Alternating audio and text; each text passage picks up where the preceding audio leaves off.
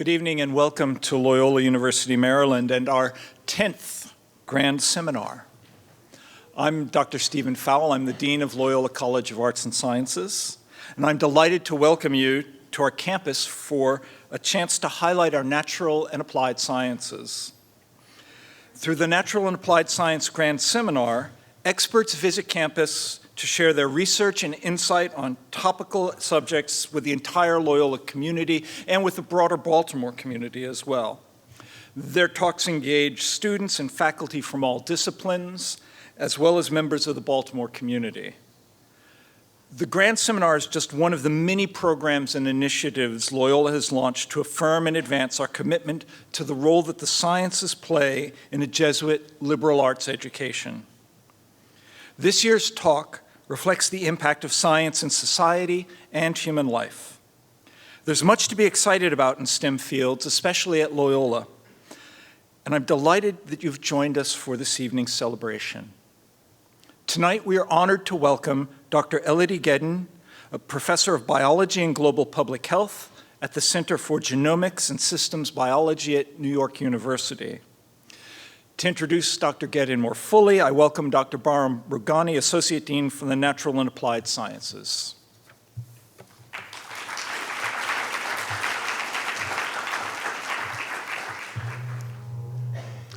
Thank you, Dean Fowle, and thank you to students, faculty, staff, alum, guests, and members of the Baltimore community.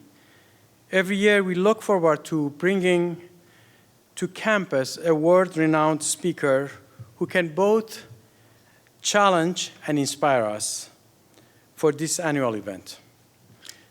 This fall, we are honored and delighted to have Dr. Elodie Ghedin with us.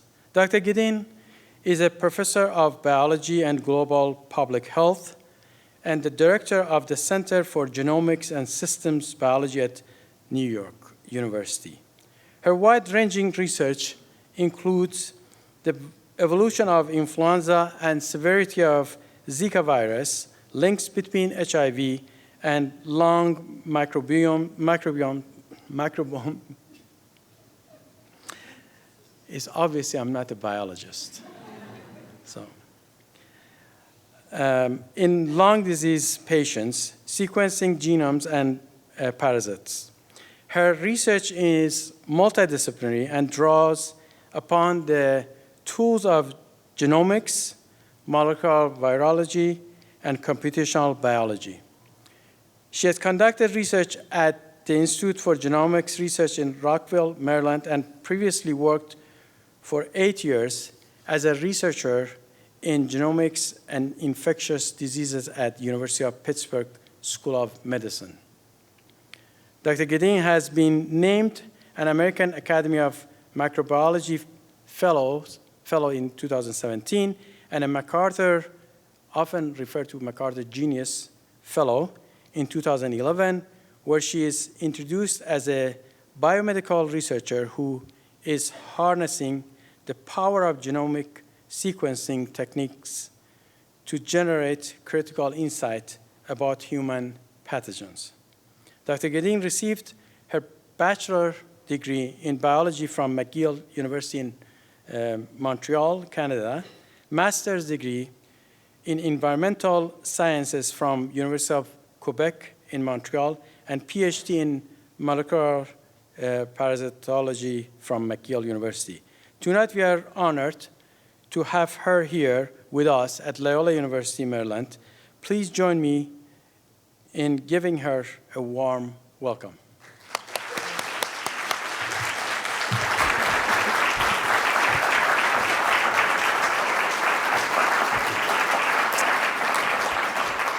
Thank you very much for these great introductions and also for the invitation to be here. It was great. I got to meet a few of you already and the students and go around a few posters, and I'm sorry I couldn't see them all, but the ones I saw were fun, exciting, and sometimes out there, but in a good way. That's great. So speaking of out there, I'll tell you tonight about the latest thing I'm excited about.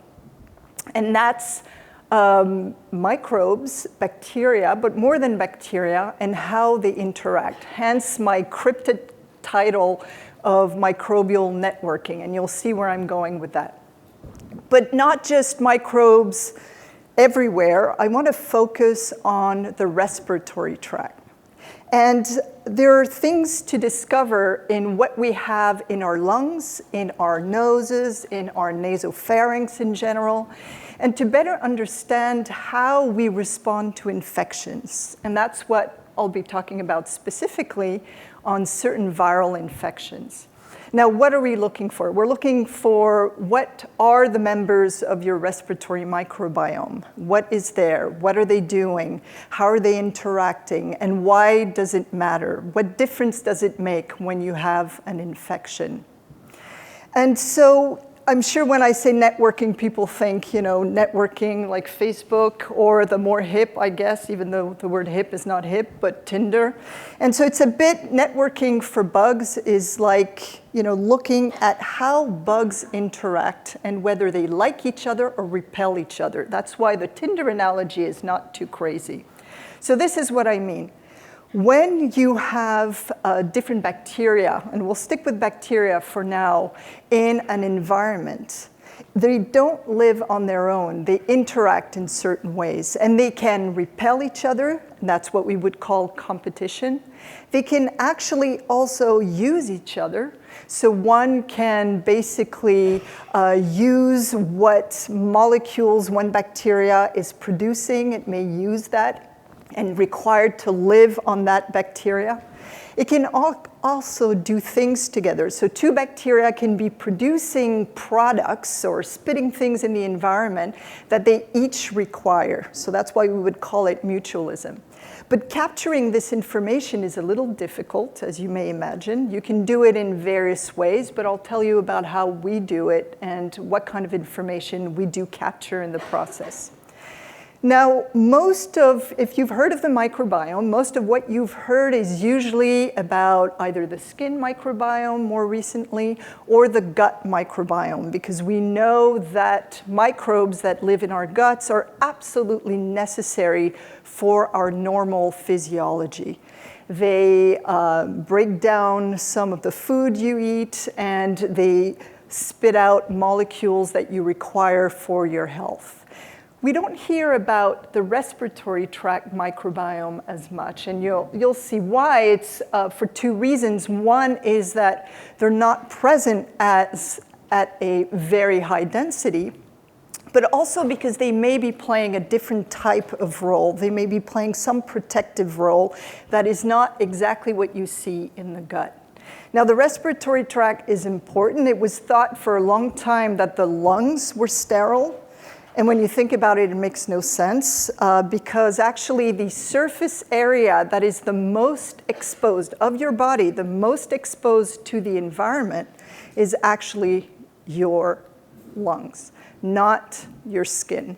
It's about 30 times more surface area of all the surface of your lungs is more than your skin, 30 times more, so you can imagine.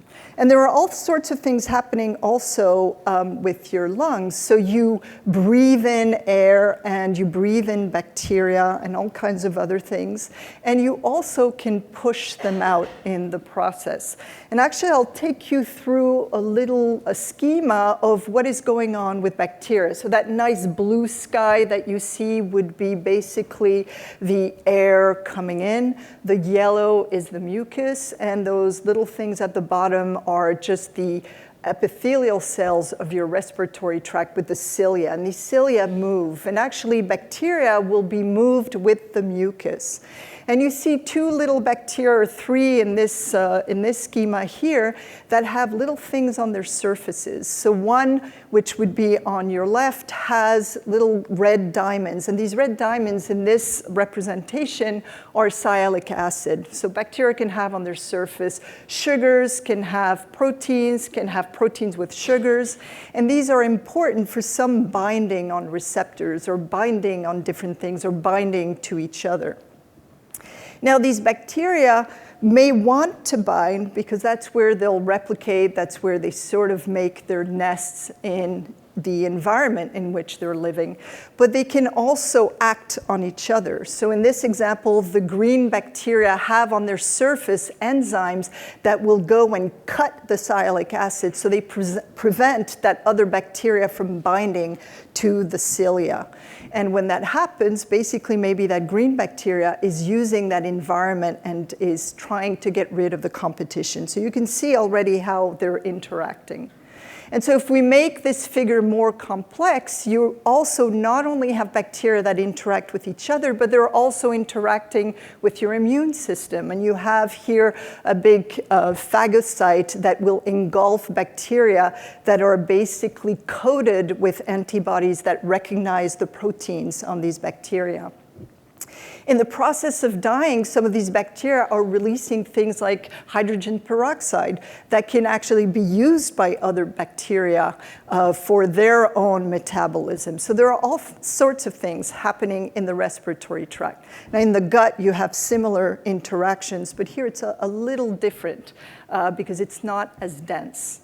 So if I take my respiratory tract here, and you have what would be a nice lining that is healthy, and in green you have my little bacteria, and you have that movement, immigration, elimination of these bacteria that come in through breathing that can be pushed out. Now imagine you disrupt that system. So you can disrupt it where you can have a wound, you can have inflammation, or you can have a pathogen that can cause this wounding and this inflammation. And all of a sudden, that lining is completely different. And these bacteria can even become crowded in the process. And there'll be even more competition, and some may start growing over the others. So this is what it would look like when you're looking at an environment full of bacteria and all sorts of things. So it's pretty crowded. So when I talk about the lungs, I often make the analogy to the gut.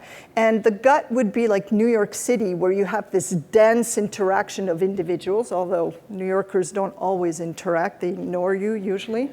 And the lung is more like Kansas City, where you have less density, but people still interact, but in a completely different way. So it's a good way to see how the whole physiology and interactions and competition in the gut microbiome will be quite different than it is in the lungs. And so what I want to tell you about are two different aspects. So one is really, how do viral infections perturb that environment? How did they disrupt the respiratory microbiome? And how does that contribute to disease? And I'll give you examples of flu, where you have a direct interaction because flu infects your respiratory tract, and HIV, very briefly, how HIV actually affects your immune system, which indirectly can have an effect on your respiratory tract. And I'll also tell you the role of fungus. In the microbiome, when we talk about it, we often do not talk of fungi, but they're very important, and they're probably more important in the case of the respiratory tract than they are in the gut. And maybe that's why the field is just starting now to take off this, what we call the mycobiome, instead of just the microbiome.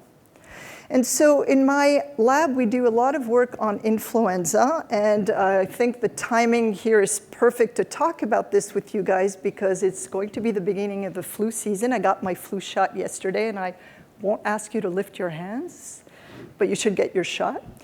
And so what we are interested in my lab is how the virus evolves also in individuals who are infected with the flu. Now, when you look at the flu season and the strains that are circulating during an epidemic, these strains have evolved. They have to evolve in a certain way, and they have to evolve in people who are infected.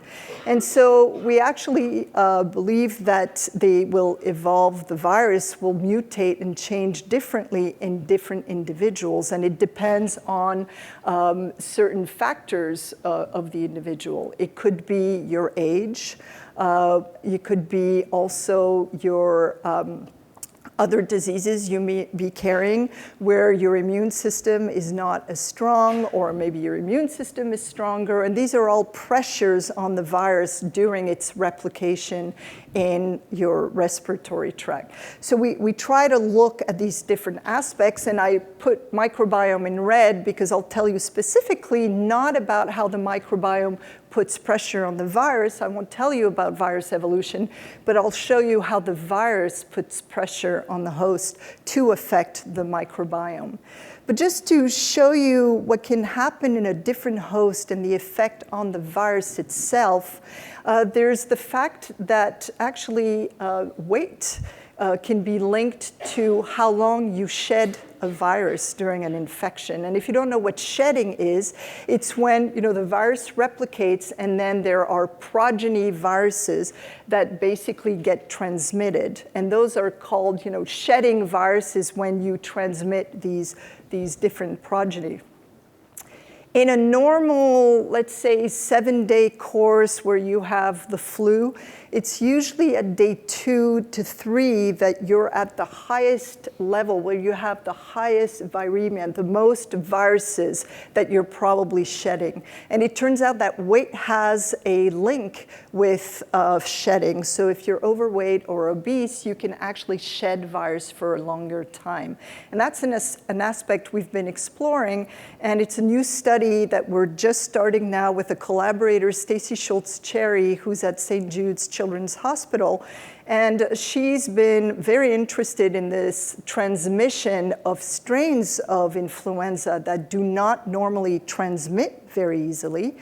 There's one, for example, it's called the H9N2, that can transmit in animals. Here we use ferrets, where they transmit by direct contact, but not by aerosol. And incidentally, we use the ferrets as a really good transmission model for flu because they get infected the same way we do. They have a very similar respiratory tract, same type of receptors where the virus can infect. And they also do things like we do. They're social animals. They spit on each other like kids. They also sneeze, and they're sick for maybe 7 days, and then, like us, will recover quite well.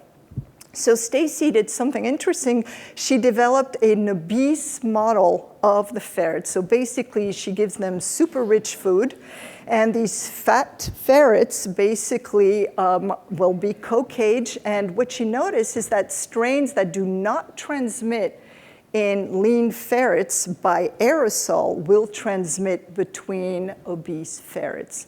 And so we're exploring now the genomes of these viruses, and we've seen that there are mutations in the viruses that are different in these viruses that are shed by obese ferrets.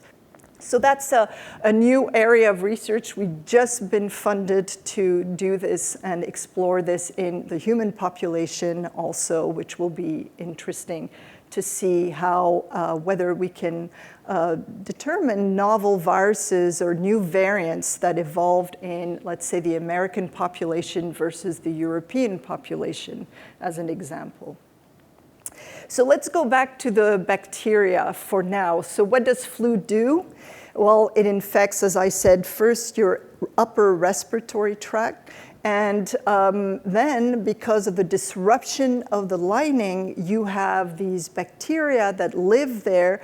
Some of them can take hold and replicate even more and take over the whole colonization of your respiratory tract and can cause disease. So we see pneumonia or bacterial infections in the lower lungs that are linked to having the flu. Now, it's one reason that a doctor will give you an antibiotic when you come in with flu-like symptoms. Most of the time, it's because they don't know it's a virus. They think it's a bacteria, so they'll give you antibiotics even though they don't work for the viruses. But there are many cases where you get a secondary infection or pneumonia due to influenza. So that's one of the reasons.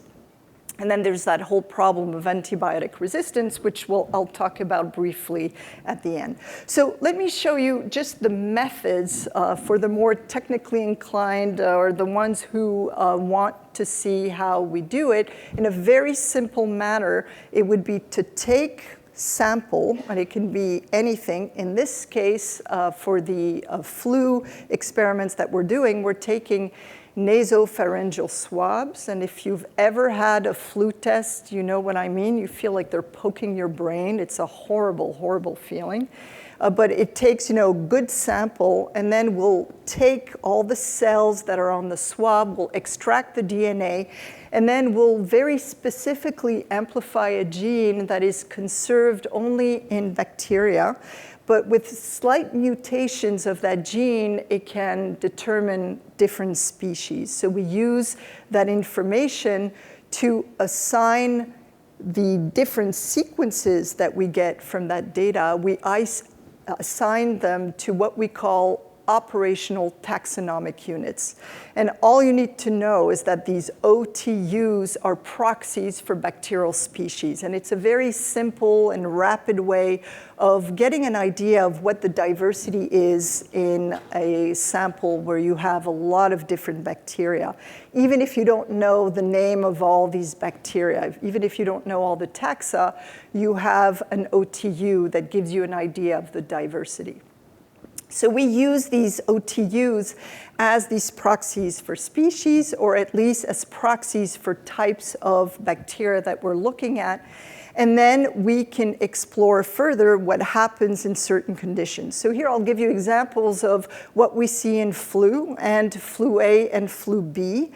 Flu A and flu B co-circulate every season, and I'll show you some graphs of exactly what it looks like in different flu seasons. And also what happens in your respiratory tract when you've been vaccinated, but you do get the flu, and that happens a lot. So often people will say, oh, the vaccine failed this year, I still got the flu. Well, yes, that's true, you still got the flu, but you probably got less sick than you would have gotten if you had not gotten the vaccine. So there is a level of protection, and we see it mostly in the elderly population. Having the vaccine is really important. And I'll show you examples also of, in humans, it's a little harder to get a sample before you're infected and then see what happens after you're infected. But you can do that with our ferrets, and you can do these time course experiments. And because I want to tell you about how bacteria probably interact with each other, we have to do these networks of interactions. You need to have time points or time courses to be able to do that. And I'll show you how we do that and what kind of information we pull out.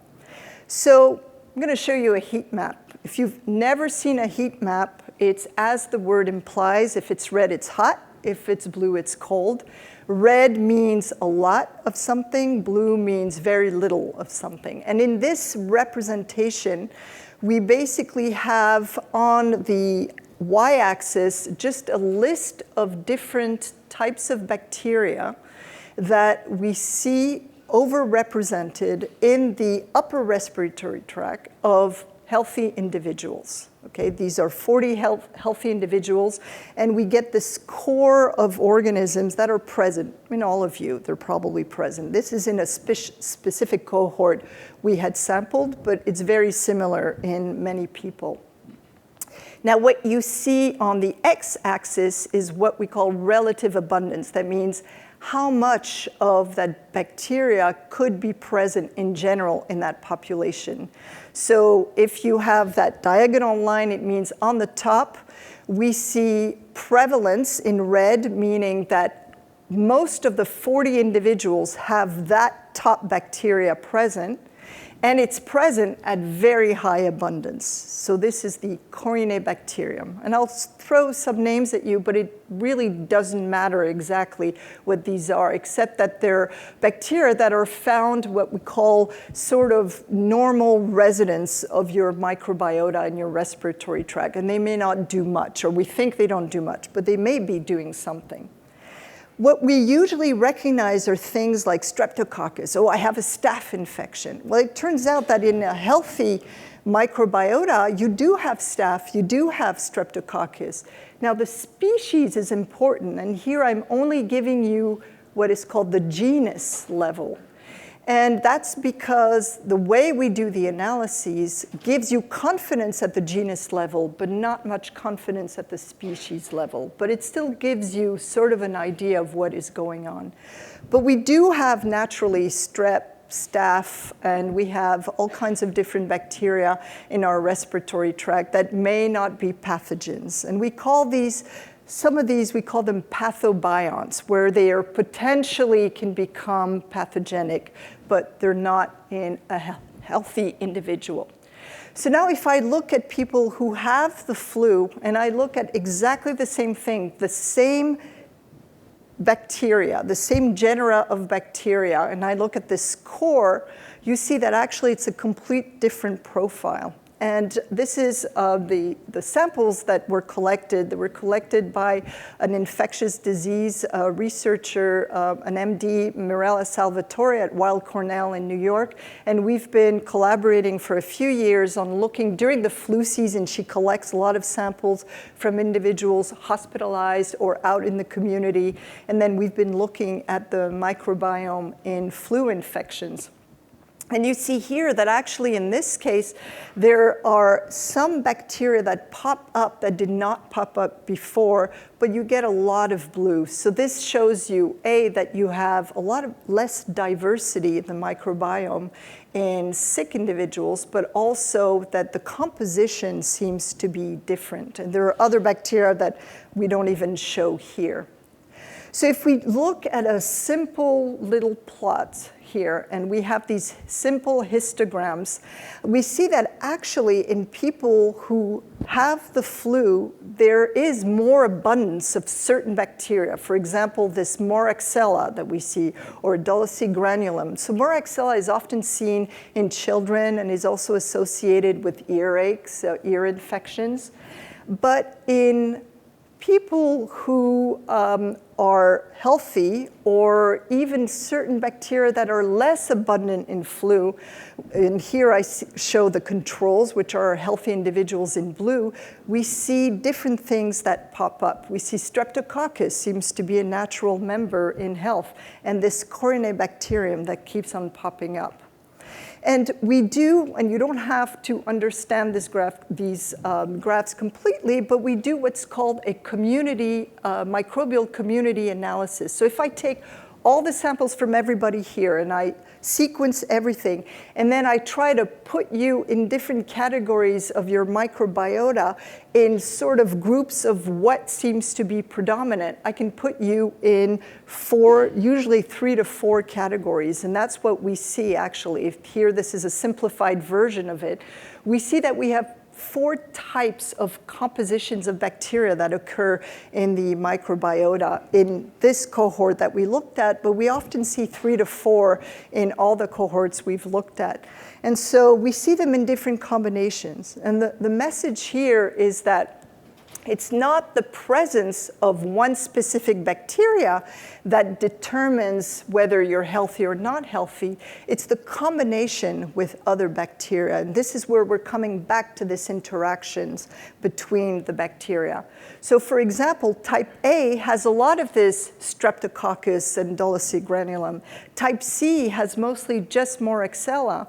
And if we look at where these come from, we see that type A is often seen in influenza, but type C is often seen, type B, which is a mix of Strepto, Corynebacterium, and this other guy, is more in our healthy individuals. So it really depends how the combination works. And it's also true for age differences. So adults and the elderly have more of a combination of strep and Dulce granulum, but you'll see the young, it's mostly type C. So there are different compositions in disease and in health that we see. Now, flu A and flu B, I mentioned, co-circulate every season. And in fact, the vaccine you get usually has, if you get the quadrivalent or the trivalent, the quadrivalent has 2 strains of flu B, plus it has flu A H3N2 and flu A H1N1. And so that's 4 strains that you basically get vaccinated against. And this is what we had in the 2014 2015 season, which is when we sampled this population of individuals for the flu. And here there was just the H3N2 and flu B that were co-circulating. These are graphs from the CDC, and it shows you on the x-axis the weeks of the year, and it shows, the winter would be that peak. And you have on the y-axis is the number of positive cases that were reported to the CDC. And if you're curious what it looked like last season and the season before, this is what it looked like. You can see different combinations. Last season, we actually had barely any flu B, and that's when I got flu B for some reason. But there's flu A, 2 different subtypes, so it can really differ season to season. But here's the point, is that whether you have flu A or flu B, you can have different types of bacteria that pop up. And we see in the not vaccinated, the flu B or flu A, different bacteria will be dominant. So there is an effect also of the flu you're infected with will disrupt your microbiota in slightly different ways, but mostly we see that linked to age. So kids, if they're not vaccinated, get the flu, have a lot of this Moraxella, and this Moraxella we said was associated with earaches. And so in flu B, we see the non-vaccinated actually get a lot of streptococcus. So it just gives you an idea how there's a dynamic in what's going on in an infection. Now, speaking of dynamic, let's talk about interactions and what I mean about interactions. Okay, I talked about this competition, mutualism, these bacteria working together, but this is what we try to capture. We try to capture both direct interactions, so that could be where they're physically associated. You see that in biofilms, for example. Or you can see it in different combinations of bacteria that can glob together. You also see direct interactions in what they spit out, the metabolites. Okay, so that would be considered a direct interaction where they can be spewing out hydrogen peroxide, for example, trying to kill their neighbors. But you can also have an indirect interaction. So the indirect interaction is a bacteria that will affect the immune system, and that immune system will then affect another bacteria. So that's an indirect effect. Now, when we capture these interactions computationally and using the genomic information of the bacteria, we can't tell which interaction we're capturing, okay? So what we look at specifically is whether bacteria are competitors or cooperators, okay? Are they working together or against each other? And the way we capture that information is by co-occurrence. So if I sample everybody in this room and then I look at what combinations of bacteria you have, I can have sort of an idea of what appears to always be together, what bacteria appear to always be together. Ideally, you do that with a time course, because that's even better in telling you what co-occurs. So we would look at sample 1, and I see my yellow and my green are together, and I go through all my samples, and then I see how often they co-occur. And in this case, I see that yellow and green co-occur a lot, so we assume they have a positive interaction. So we talk of negative and positive interactions. And what this would look like in a network is this network you see on your left, where you have green lines that connect these nodes. So the lines are edges, and the nodes are what would be different bacteria or different bacterial species specifically. And you see how they connect. Some are not connected. You have groups of bacteria that are not connected to the others. And so we try to pick up these positive and negative interactions.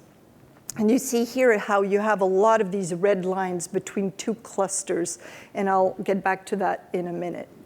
So in time course experiments, we can actually get a better grasp of what is interacting in these networks. And that's what we use mostly in these types of analyses, is really looking at time course. And a postdoctorate researcher in my lab, Tao Ding, did these studies and is analyzing now very large data sets of these ferrets. And we did older ferrets, younger ferrets, adult ferrets, and we looked at their microbiota before infection and then at different time points post-infection to see what happens in the respiratory tract. And so if we look at these heat maps again, you see before infection and after infection, you do see a lot of red appearing lower down in the graph at the post-infection. And this is really a well-controlled experiment where we're actually sampling the same individuals over time and then just collecting nasal washes from their noses. And we see this bacterium that I highlighted in red, this fusobacterium, that appears to play an important role post-infection and even pre-infection. And so when we used all this information to do graphs, I have a simplified version here because they look like hairballs usually. But what we saw is that fusobacterium, which is it's a normal resident of the respiratory tract, but it's thought in some cases to maybe be pathogenic, in some cases to play a beneficial role in health of the respiratory tract. We saw that pre-infection, it was super connected to other bacteria. It has a lot of edges. Post-infection, it loses a lot of its connections. And that was the one bacteria that had the most and losing the most edges post-infection. Now you'll see at the bottom, I often write the algorithm or the tool we've used for these analyses for those who are doing microbiome studies and are interested in the more technical aspects. So what does it mean to have fusobacterium? You'll see it comes back sometimes. This bacteria is often associated with keeping stability of the environment. And so because of this hyperconnection, they may be important in the respiratory tract. Now, analyzing the upper respiratory tract is relatively easy because you can sample the nose and you can do nasal washes. You can even sample the lower respiratory tract a little, not too low, but down in the pharynx. But what is really difficult is sampling the lungs, and there are a lot of things you can look at in the lungs. So here, some researchers will use sputum as a proxy for what is in your lower respiratory tract, but in fact, it has a complete different microbial composition than what you actually find in the lungs. Lower in the lungs, you would have to do what's called bronchoalveolar lavages, or BALs, and it's as bad as it sounds, where basically they're like waterboarding you to pull water out with the bacteria. But it's used a lot in studies of lung diseases like chronic obstructive pulmonary diseases. So their COPD, they have to do BAL to really see what's going on in the lungs of individuals, and they're looking at inflammation and looking at all sorts of things. But we're now looking also at the microbiome. And the lung has a lot of these local residents and that interact and compete with each other, but there's a lot of what you find in the mouth will be also found in your lower lungs, and they may be transient or they may be true residents of your lungs, and so we try to capture that information. So in fact, we've done studies where we've looked at TB, for example, so bacteria like Mycobacterium tuberculosis in the lungs using monkeys as a model to sample them at different time points and see how TB affects the normal composition of the lungs. And what we've done also studies on looking at fungus in people infected with HIV, but controlled HIV, because there's an association of HIV with COPD and with fungi like pneumocystis. So we see here in these graphs actually that there is really a clear association of something like pneumocystis with airway obstruction, and there's an association of HIV with COPD specifically. So we had patients, we were looking at specifically what was happening in their lungs, and we also did studies in monkeys, because in individuals you can't do time courses, which you can do with monkeys. And so in a collaboration with Karen Norris, who at the time was at the University of Pittsburgh, now at University of Georgia, she has this model where she uses a virus that's a recombinant of SIV and HIV, and basically it makes a virus that will create the same conditions as a human infection, a human HIV infection, but in the monkey model. And monkeys develop also COPD just like in the same way that humans do. And so looking at that, we can do these time course experiments and look at the different bacteria that appear to either go up or go down over the time course in associations with COPD. And in this case, you can recognize Fusobacterium, which we actually saw with the monkeys was associated with COPD in the SIV-infected monkey. So in this case, it probably does not have a protective effect. So that's complicated when you look at these different bacteria in different conditions and environments.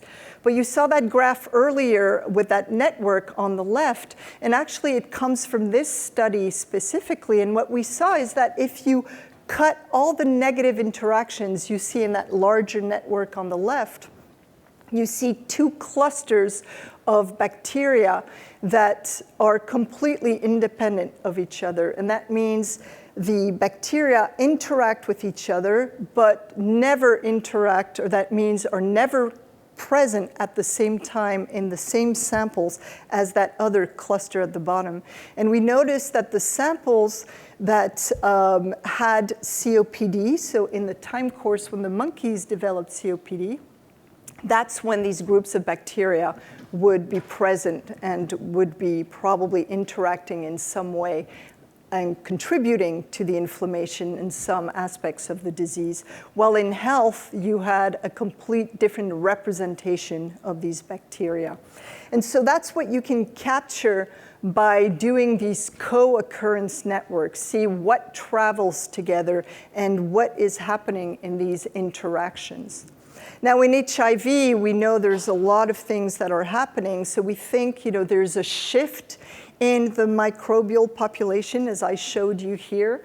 And this shift can also is a result of the host. And we see in this sort of representation that even the host has expression of different genes. So the human or the monkey will have expression of different genes in response to the infection. But the microbes are also producing molecules that will lead to inflammation, and that can damage the lungs and lead to COPD. So you see it's a very interactive group of factors that can contribute to disease and inflammation, COPD, in conditions like HIV, even when it is controlled.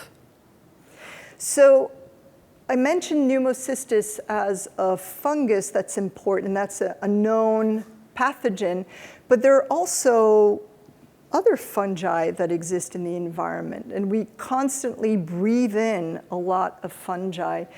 In some times of the year, in some seasons, we can actually inhale about 50,000 spores per cubic meter of air that we breathe in. Okay? Do you know how many cubic meters of air you breathe in an 8-hour period? 16, okay?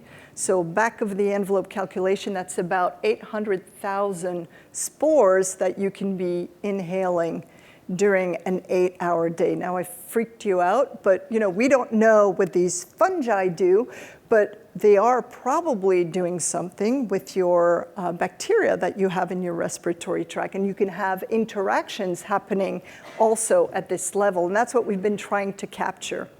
So I'm going to kill you with networks tonight, but it was in the title. You've been warned, okay? So here's a representation of what we've captured. So we do the same thing for fungi as we do for the bacteria, but we look at a different gene in the fungi. And this just shows you on the left the bacterial network where let's say we look just at the bacteria that we pick up in our analysis, and we look at the co-occurrence, and we see these tight, edges and representations, and actually the distance represents how pretty solid the network is and the number of connections or edges it can have with others. We see the fungus, it's a far more sparse network. Okay, they're there, but they're not tightly co-occurring together. But they both coexist in your respiratory tract. So actually the real network is to combine both and see how they co-occur together. And so we did that. Laura Tipton, who is a Ph.D. student in my lab, who's now doing a postdoc in Hawaii, decided to do that specifically. And you see this really tight jumble, okay? Now, how stable is that? Is that in health and disease, you will have stability of that network that is important to keep you healthy, or how easily can it be disrupted in disease? Okay, the stability is important. And so what you can do is take these within that big network, you actually have groups of bacteria that are super connected, and they form their own little sub-networks. So if you look at a Jenga and you assume that each little block is like one of these sub-networks, what if I take some of them out? What happens with the rest of the network? And the reason you would do that is that computationally you can look at the stability of your microbiota and see whether the fungus is contributing to the stability or not. So here's a representation where it shows you in this graph on the x-axis the percentage of nodes that you would remove, just like these blocks of Jenga. Okay? If you remove these nodes, how many of these components, so nodes, would be like those, the nodes are the bacteria or the fungus, okay? How many you would remove, the percentage, and how many of these little sub-networks would still be linked together? So that would be the largest component, the size of these sub-networks. And we see that if we remove 20% of our bacteria, we lose about 20% in our largest components of subnetworks. That's just with the bacteria alone. If I look at the fungus alone, we actually lose more quickly when we remove them because they were not as tightly bound together. But when we put both together, we actually notice that we get better resilience. So your microbiome is actually more resilient when you have fungus and bacteria, and they're more resilient to disruption. So fungus can be good for health.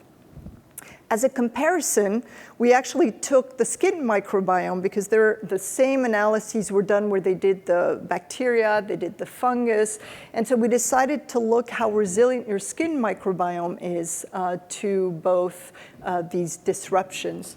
And so we see here that the networks are very different. You have far more bacteria on the surface of your skin, and they co-occur more together. There's less diversity, but they co-occur. There's certain species and types that are together all the time. And when we do that same analysis, we see that the bacteria, collapse very quickly. It's not a very resilient network. The fungal can collapse also very quickly, but actually together they're super resilient. So it's a very solid network again. So the health of your skin can these microbes can contribute also to the health of your skin and part of the protection of your skin. So this is just giving you examples of what we can look at. Now this can look complicated, but it's actually, if you look at the box in blue, what we did is that we took different modules or different groups of these interactions between the bacteria and fungi in the lungs, and we saw that there are clusters or subnetworks that are unique to different conditions. And here we had people who had HIV or no HIV, COPD or no COPD, a combination of both. And we noticed that actually in HIV, there was a different combination of fungus and bacteria together. And one of the members we see in that cluster, and I don't know if you can see it, it's pneumocystis specifically. So pneumocystis is interacting with different fungus and bacteria, and we see it here in this network right there, in this module that are together. So we see that it's far more complicated when you look at what is really present in your respiratory tract in infection and in health and what is interacting. And we can summarize it is that there are good bacteria or bacteria that are present just because they're there and they can be innocuous, what we would call the commensal bacteria. Some are protective. We've seen that Corynebacterium is usually present in the healthy respiratory tract. While it's gone, it gets eliminated when there's disruption of the whole microbiome. We see Fusobacterium. It depends who the partners are. It can be healthy in one condition, not in another. We've seen that vaccination can have an effect on your microbiome, and it can help the stability of your microbiome, probably in an indirect way through your immune system responding much better during a flu infection. And so we've seen also that taking into account, when you look at these interactions, it's really important to take into account not just the bacteria, but the fungi play a really important role in their interactions with bacteria, and that can determine also the health or the disease condition. And so we also see this very high connectivity between bacteria and fungus. And I didn't show you, because I didn't want to really go overboard with networks, but actually we do see that in health, you get in COPD, no COPD in a healthy lungs, you have far more connections than COPD, where you get bacteria and fungi that don't even seem to co-occur anymore. So that was an interesting observation. Now, I mentioned earlier about antibiotic resistance, and for a few minutes, I just wanted to tell you a little bit what we're doing on that, because now that adds yet again another level. We started with bacteria, then bacteria with viruses, and then bacteria, viruses, and fungus. But then you have to remember that the bacteria are also responding to antibiotics. And bacteria just naturally, when they're doing warfare with each other, are producing these antibiotics themselves and can try to kill their neighbors, and the neighbors may be developing resistance to these other bacteria. So it's not always just a result of use of antibiotics through therapies. But we see that there are certain species of, so certain genera and species that are associated with antibiotic resistance. Staph, as we know, Streptococcus, even Haemophilus, but capturing antibiotic resistance and exactly to see what is being expressed in the lung or the upper respiratory tract can be complicated. So we use another way to do that, which is more tedious, more expensive, not as easy to do as what I was showing you with the OTUs. And that's to do what's called the Meta Transcriptome. So the transcriptome are basically all the expression of genes, their RNA, their messenger RNA, but here done by the bacteria. So we're trying to capture the expression by bacteria of different genes. And then what we do, we capture this RNA and we map it to genes of all sorts of bacteria and to antibiotic resistance gene. So I have a collaboration with Aubrey Gordon, who's an epidemiologist at University of Michigan. And she has these great cohorts in Nicaragua where she's been studying for a very long time different households and how they respond to the flu when they're vaccinated. She collects samples, and she knows a lot about their use of antibiotics also. In Nicaragua, people also take antibiotics over the counter, so you don't always know what antibiotics they've taken. So we were curious in her group of individuals what antibiotic resistance looked like, and even look at their respiratory microbiome in general. And so a student in my lab, Lingdi Zhang, who's doing her Ph.D., she decided to do, first in this pilot study of 35 individuals, just look at antibiotic resistance. What is happening? Do we have antibiotic resistance genes expressed in our lungs or in our nose? Turns out we do. And here she saw that actually there were 13 classes of antibiotic resistance genes. So genes against 13 classes of antibiotics that were being expressed. Now, on paper, these individuals were only taking 2 types of antibiotics. Okay, so we saw all sorts of other classes. Now, some of those could be due to over-the-counter antibiotics they're taking, but many of them are not. So we saw also here with the Meta Transcriptome, you can actually do species assignment. So you can be far more refined in understanding what is present. And we saw that strep, pneumo, there was a staph aureus. We had antibiotic resistance from these particular species that she could find association.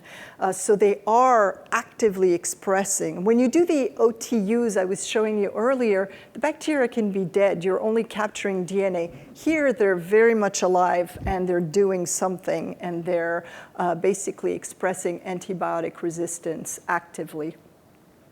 And so what she saw actually that you could do correlations of specific antibiotics with specific bacteria. And she saw that strep and Moraxella that we're bringing back again here, you had a lot of beta-lactams that they were expressing. And then you had what we call these negative correlations, meaning that Staphylococcus actually was never expressing the beta-lactam antibiotics or the tetracycline antibiotic resistance gene. So you can be really refined in really determining what bacteria are expressing what specifically. Now, this is just to show you where you could go at another level. And here's where you take the host information. So you take these patients, you take their blood, and you look at different time points what they're expressing, sort of their overall health, or just the genes they're expressing, their immune genes, for example, or their response to flu infection. You can look at that with their RNA.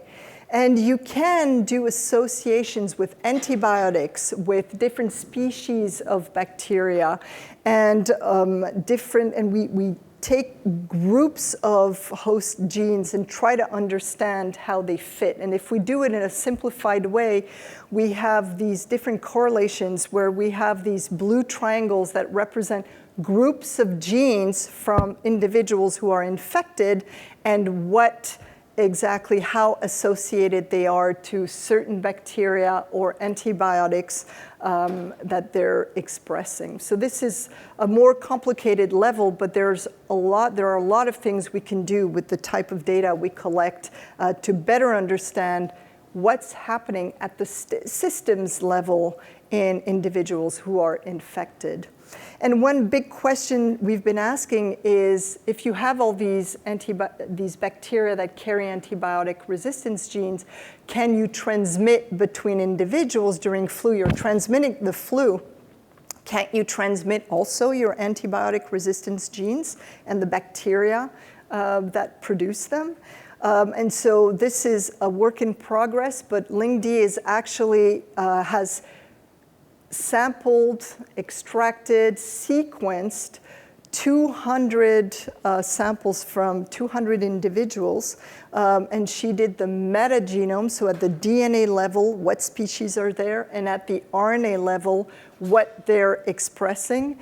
And she got samples from families where there was a lot of transmission of flu, so you have an index case, often a child that's transmitting to everybody in the family. And then you have, in some cases, households where a child may be infected and transmitting to nobody, and then households where nobody had the flu in the same flu season. And we want to see what people are transmitting to each other bacteria-wise. But you can imagine that's a huge data set and very hard to analyze. And this was the first attempt by LING-D, where this just shows you in color on the y-axis just group of different antibiotic resistance genes. And on the x-axis are different individuals within households, and whether the gray lines say whether they're carrying the same or not.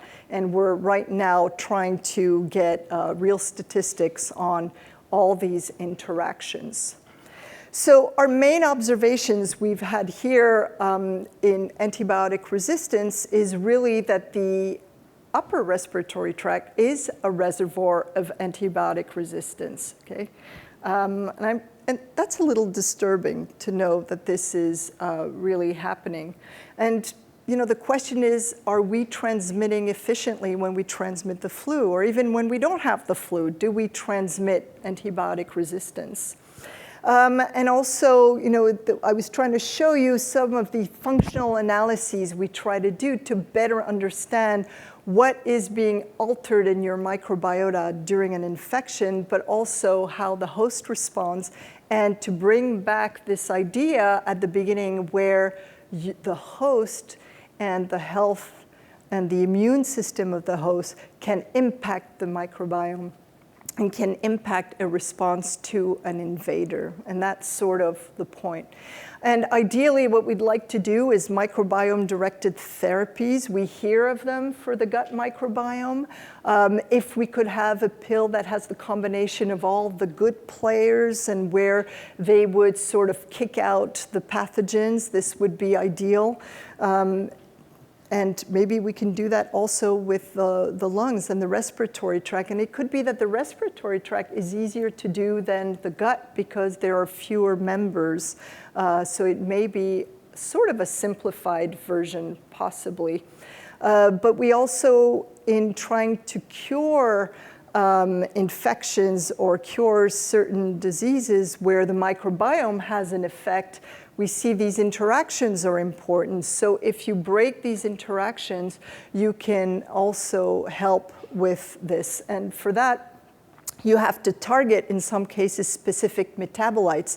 As I mentioned, that bacteria can be spitting out things that other bacteria are taking up, but you have to know what these metabolites are so you can target. So we have to know what bacteria eat to be able to prevent them to eat those particular things.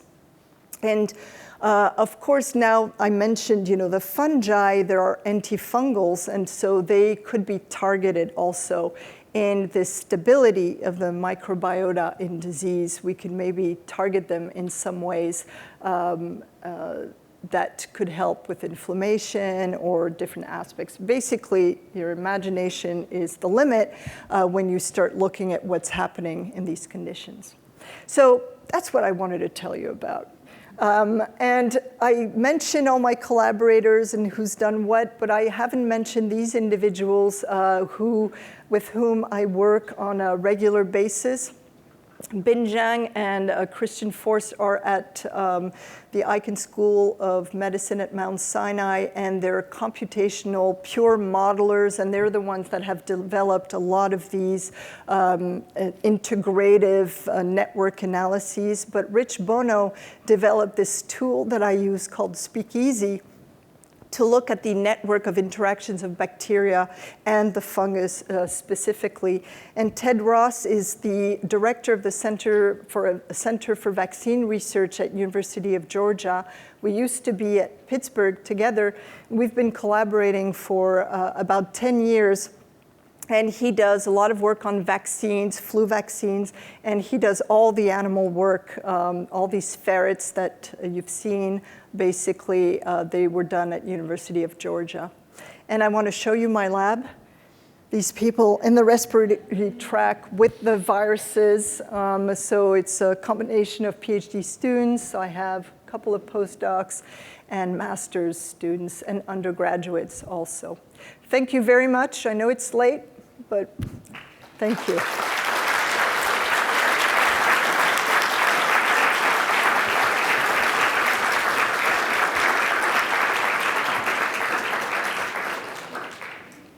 I'll be happy to answer questions if you have any. Yes, Drew? Yeah. Hi. So, I've always known that different individuals and their immune system handles a particular infection very, very differently. Sort of the classic example taught in immunology oftentimes is about leprosy, where individuals get sort of chromatous leprosy or tuberculoid leprosy, depending upon whether or not a T helper 1 population dominates or a T helper 2 population dominates. So is that the genetics of the individual and how the immune system operates there, or is it the microbiome of the individual that's influencing the immune system that's causing that? Yeah, no, that's a great question because there is the genetics to take into account, absolutely. And in one of my first slides where I list all the effects of the host, genetics is one of them. The ferrets that we're using are actually outbred, so the genetics could also be a component. And so there is more and more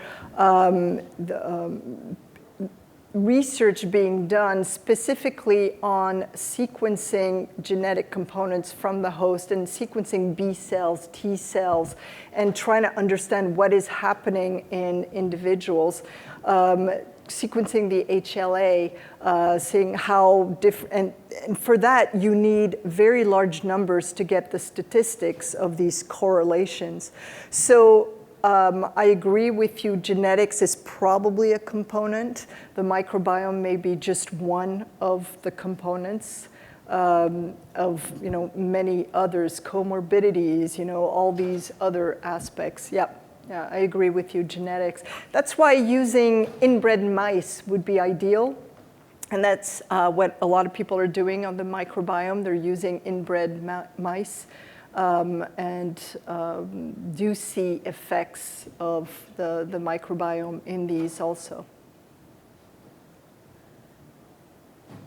Yes?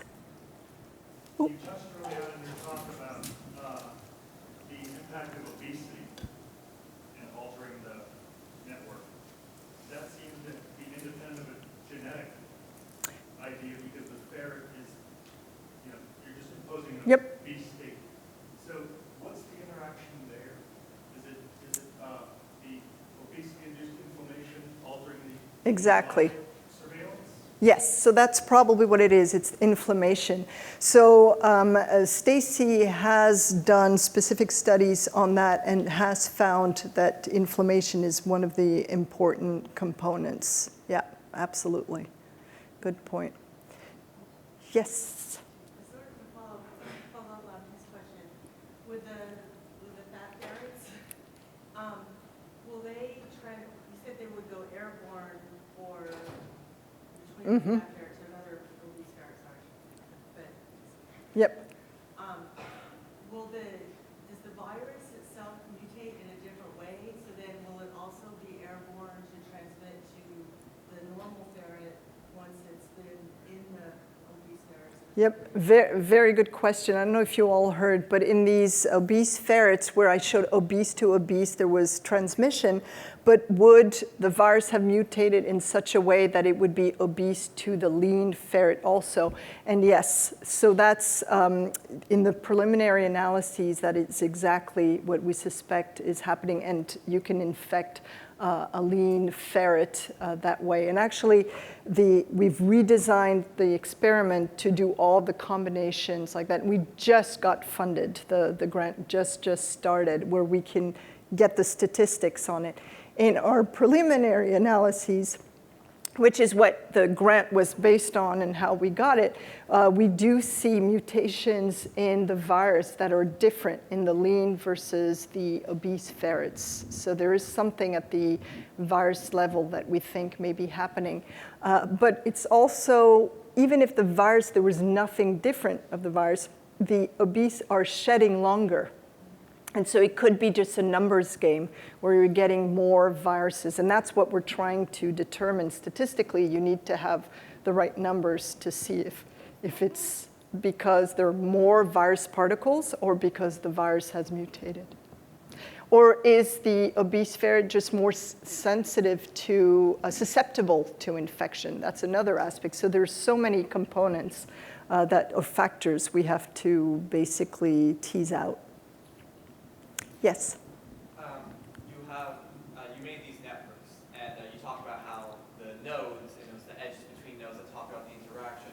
But what I didn't understand is that you have the nodes, they're not placed arbitrarily, like they're clumped together, but how did you designate where the nodes were on the network and how close they were to one another and how far away they were from one So another? some of the networks I showed, actually the location was arbitrary, so you could move them around. But in the ones where I showed the skin and where I showed bacteria and fungal, they were not arbitrary. There was a measure of how many interactions they had. So if they had more interactions, they were basically closer together. And the other ones, it was often the size of the node determined how many interactions. So they're just different representations. Yes? So in that same slide with the fungi and bacteria, is it purely computational where you're removing the interactions? Yes. And so Correct. Is there an assumption that you're making then that as you remove interactions, you're not changing the basic relationship of the ones that are left?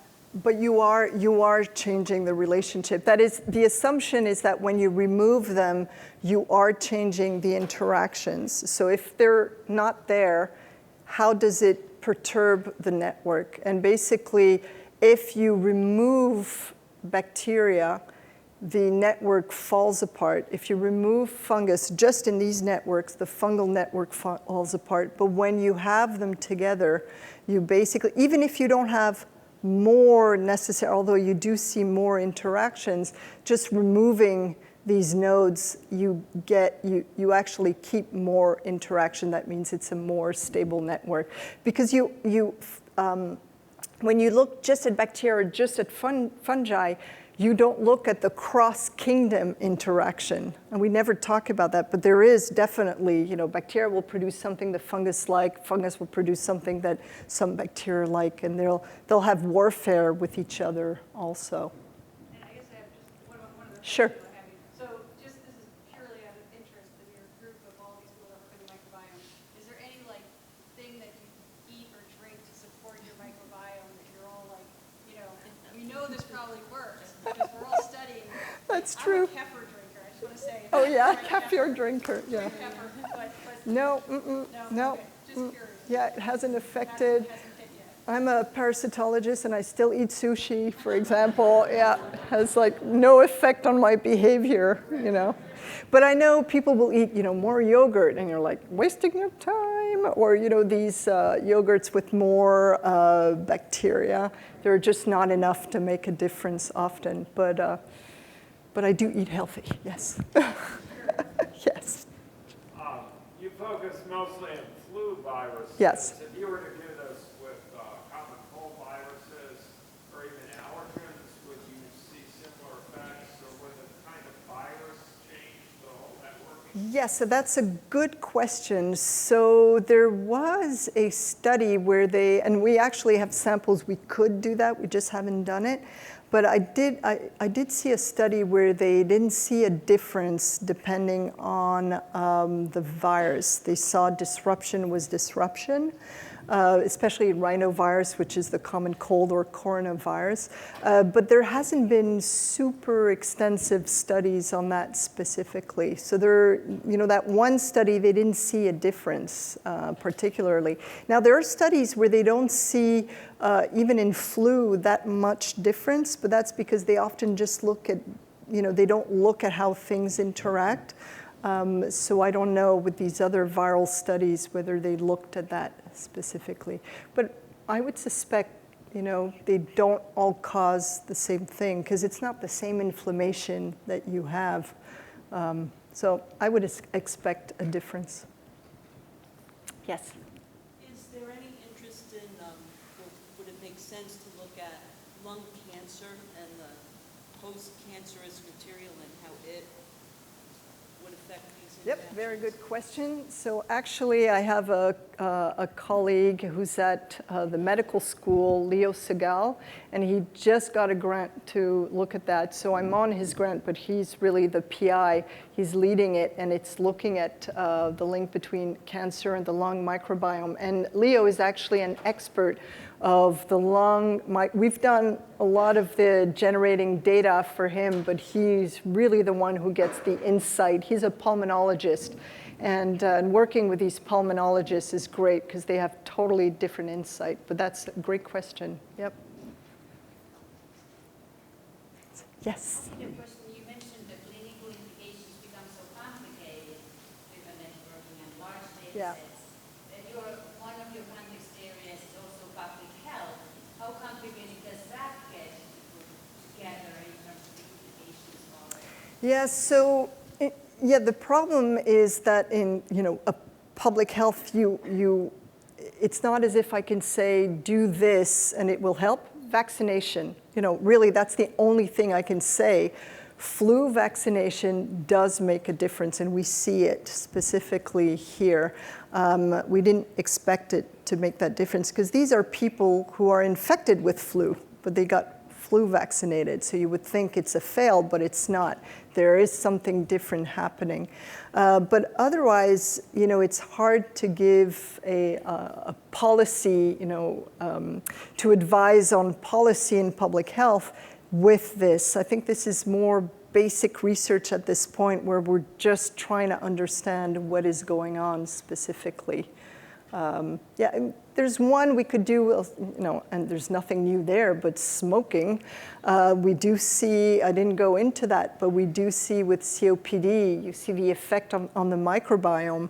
And so we do have a paper on that, on smoking and COPD and what's happening to your lung, which links back to the cancer also. Right. Well, thank you. in the interest of time, if you have more questions, you can perhaps do this one. But let's thank our speaker.